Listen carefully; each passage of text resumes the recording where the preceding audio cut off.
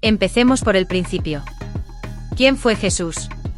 Según el Nuevo Testamento, Jesús fue un judío que nació en Belén, en el siglo I de nuestra era. Fue bautizado por Juan el Bautista, predicó el reino de Dios, realizó milagros, escogió a 12 discípulos, fue crucificado por los romanos bajo el cargo de sedición, y resucitó al tercer día. Los cristianos creen que Jesús es el Hijo de Dios, la segunda persona de la Trinidad, y el Mesías prometido por las profecías del Antiguo Testamento. ¿Qué es el Mesías? El Mesías es una palabra hebrea que significa ungido.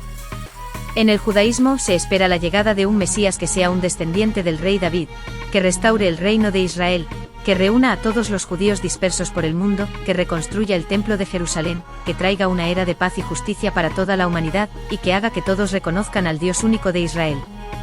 Estas son algunas de las profecías mesiánicas que se encuentran en el Antiguo Testamento, como en Isaías, Jeremías, Ezequiel y Zacarías. ¿Por qué los judíos no aceptan a Jesús como su Mesías? Hay varias razones para esto. La primera es que los judíos no creen que Jesús haya cumplido las profecías mesiánicas. Por ejemplo, Jesús no construyó el tercer templo, no reunió a todos los judíos en la tierra de Israel, no estableció un reino terrenal, ni hizo que todos conocieran al Dios de Israel. Al contrario, Jesús murió en una cruz, lo que para los judíos era una señal de maldición. Los cristianos argumentan que Jesús cumplió las profecías mesiánicas de manera espiritual o simbólica, o que las cumplirá en su segunda venida. Pero los judíos no aceptan esta interpretación. La segunda razón es que el cristianismo contradice la teología judía. Los judíos creen en un solo Dios indivisible e incomparable, mientras que los cristianos creen en la Trinidad, es decir, en un solo Dios compuesto por tres personas, Padre, Hijo y Espíritu Santo. Los judíos consideran esto como una forma de idolatría o politeísmo. Los cristianos afirman que la Trinidad es un misterio revelado por Dios mismo. Pero los judíos no aceptan esta revelación. La tercera razón es que Jesús no cumplió con los requisitos del Mesías. Según el judaísmo, el Mesías debe ser un ser humano normal y corriente, no divino ni sobrenatural.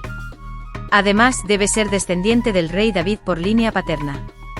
Los cristianos sostienen que Jesús es verdadero Dios y verdadero hombre, y que es descendiente de David por medio de José, su padre adoptivo.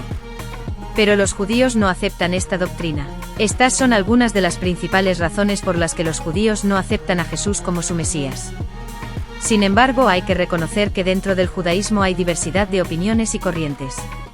Algunos judíos tienen una visión más positiva o simpatética de Jesús, como un sabio, un profeta, un reformador o un precursor del monoteísmo universal. Otros judíos tienen una visión más negativa o crítica de Jesús, como un falso Mesías, un hereje, un blasfemo o un enemigo del pueblo judío.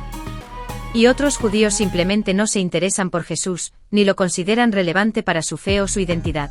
También hay que mencionar que existe un movimiento llamado judaísmo mesiánico, que consiste en judíos que creen en Jesús como el Mesías y el Hijo de Dios, pero que mantienen su identidad y sus prácticas judías. Este movimiento es rechazado por la mayoría de las autoridades y organizaciones judías, que lo consideran una forma de cristianismo encubierto o una secta herética. El judaísmo es la religión más antigua de las tres que se originan en Abraham, y se basa en la Torá, el libro sagrado que contiene los 5 primeros libros del Antiguo Testamento. El cristianismo es una religión que surge del judaísmo, y se basa en el Antiguo y el Nuevo Testamento, que relatan la vida, la muerte y la resurrección de Jesucristo. El judaísmo cree en un solo Dios indivisible e incomparable, al que llama Yahvé o Adonai. El cristianismo cree en la Trinidad, es decir, en un solo Dios compuesto por tres personas, Padre, Hijo y Espíritu Santo. El judaísmo considera esta doctrina como una forma de idolatría o politeísmo.